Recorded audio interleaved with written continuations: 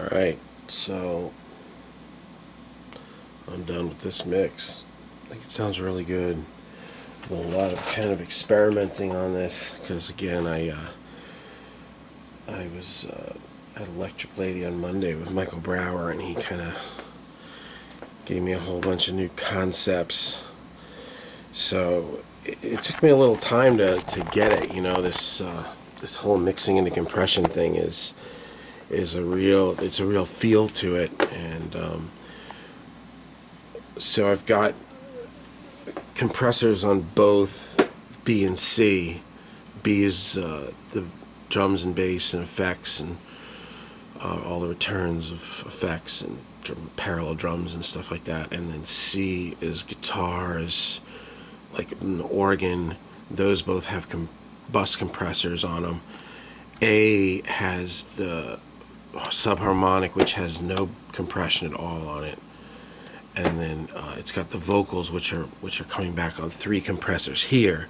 So you're not really like hearing the dry vocal here. You're hearing the 1176, the distressor, and the stay level, and they're all being hit pretty hard.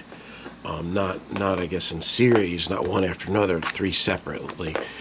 And that was the first thing that took me a little time to get used to, was like, using the 1176 at 12-1 and all this stuff, and like really hitting these things. But because they're not stacked, it's cool, and then the vocal actually gets this more forward thing. I don't know. Now I've kind of got a grip with all this. But then I was doing the bus compression on B and C, and getting a different feel, getting B to be more pulse more with the groove of the song, and then getting C to whoosh more, to get that different motion that Michael teaches. And I really started to get that now. Prior to me going to C, I just had everything on A and B, and then I was also just tapping the SSL bus compressor. But what I realized was, once I moved the guitars over to C and then I bus compressed them here, I think that the SSL was then just too much. So then I took it off, and then the mix was like super loud. Because I mixed the whole thing with that on, and then the mix was really loud, but it wasn't clipping. It was just really loud, a lot more gain than I'm used to. But I like it, and I think it's actually a good thing. And then I was thinking about what Barisi said in his video, how he mixes everything super hot, and this is super hot. Like when the vocals are really kicking, I mean, those needles are buried, but it doesn't sound distorted. It just sounds cool.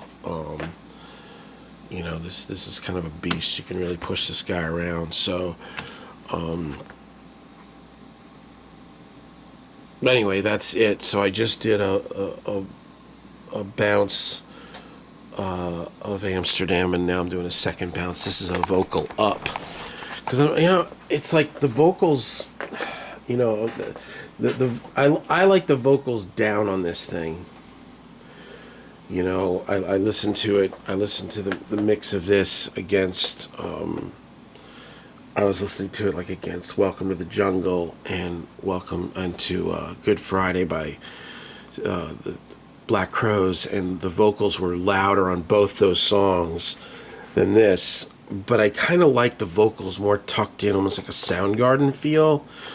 But I just want to have both versions, because I don't know, man. I mean, I know this is all about committing, but I just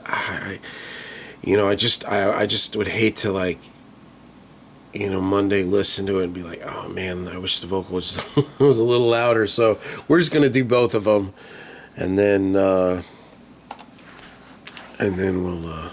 take it from there.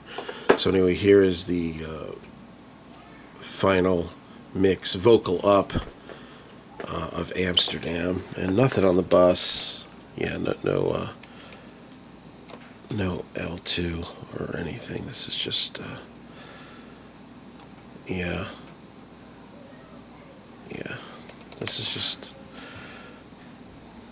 But but you'll see it's pretty hot. But this is how Michael prints. Michael, man, I'm telling you, it's like, you know, you read all this stuff on Gear Sluts, and then you actually go and work with these top guys, and they completely say the opposite of what everybody says on Gear Sluts. Michael's like, I don't want to leave room for the master. I don't want anybody touching my mix. That's his. He sends it out slamming hot.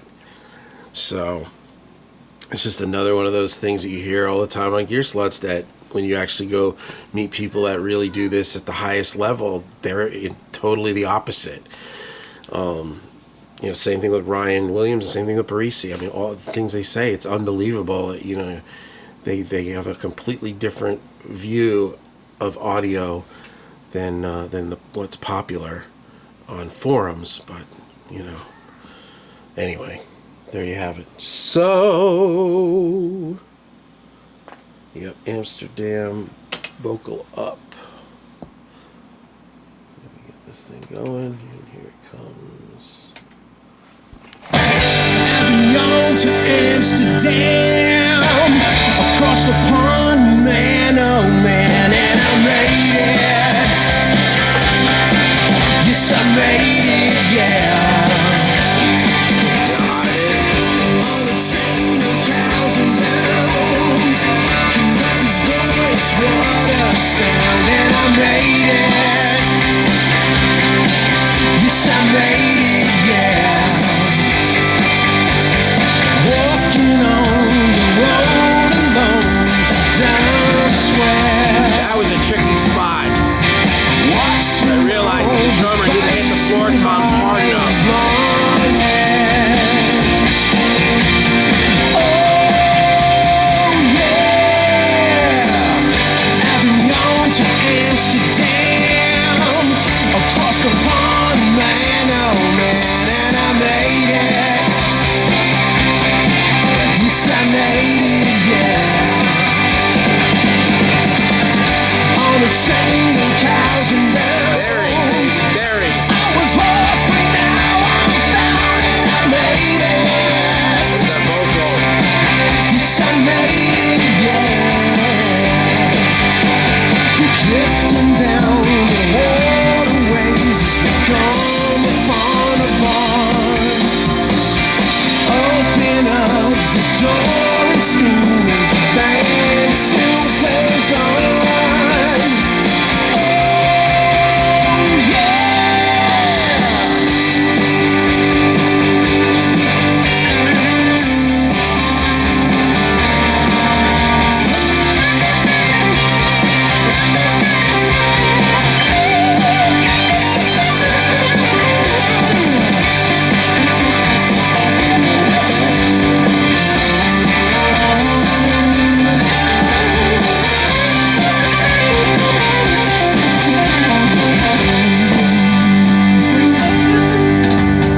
Waiting on the railway car to take me home, reflecting on the trip I had and all the fun. Oh yeah, having gone to Amsterdam, across the pond, man, oh, I made it. Yes, I made it. On a train of cows and mounds, conductor's voice, what a sound, and I made it. Yes, I made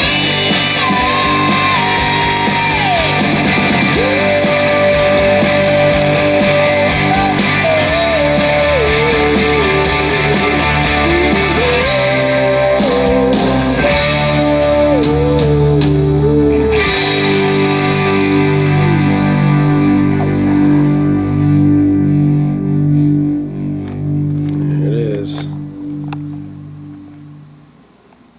That solo's like, it seems like it's just on the verge of being too loud. I don't know, man. I never know, man. I don't know, man. What do I do, man? Let me hear that again.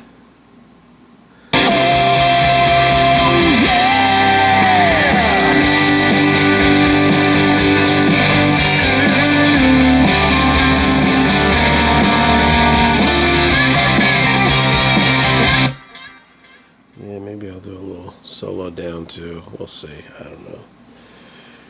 But there you have it.